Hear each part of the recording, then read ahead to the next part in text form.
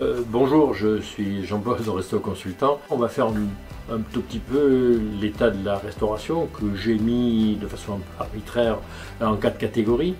Il y a la gastronomie qui représente 2% à peu près de la restauration, mais il ne faut pas oublier que c'est celle qui représente la France et sa gastronomie.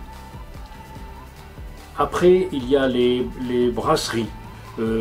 Qui sont dans les grandes villes, qui sont des gros bateaux, qui font souvent de très bonnes choses, et c'est important de les garder puisque c'est un tarif quand même bien moindre que la gastronomie, et on y mange souvent très bien dans une très bonne ambiance. Nous avons après les franchisés de qualité très disparate. Les franchiseurs ont fait main basse dessus avec la restauration rapide.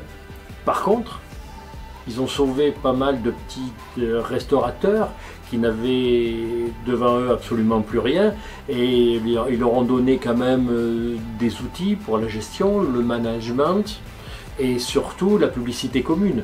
Ça, c'est quand même intéressant.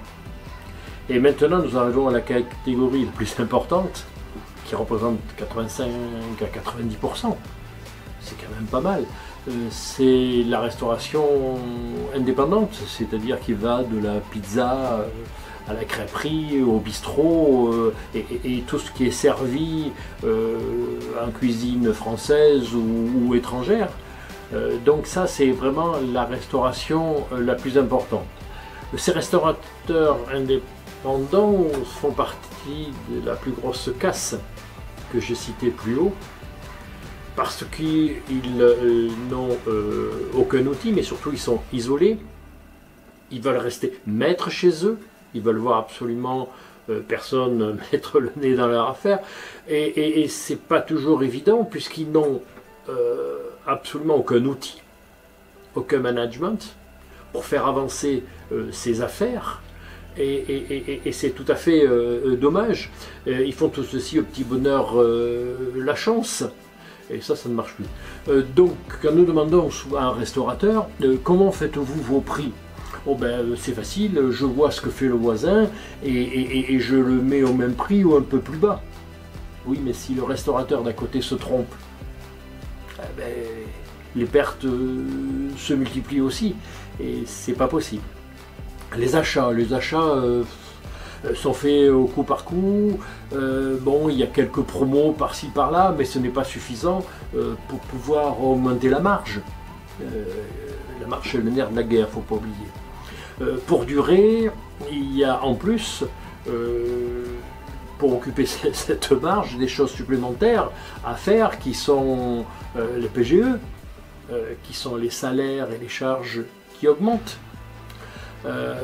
C'est l'inflation, les augmentations des ingrédients et des matières.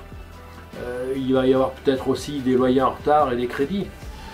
Il va falloir être beaucoup plus vigilant. Il faut mettre en place, avec de vrais outils de gestion et de management, pour améliorer bien sûr la carte, pour que le personnel reste un peu plus en lui mettant un tout petit peu plus de plaisir, employant le mot un peu fou, le plaisir à travailler et à venir le matin. Donc mettre un nouveau concept avec toutes ces données et avoir des propositions adéquates avec ces nouveaux problèmes.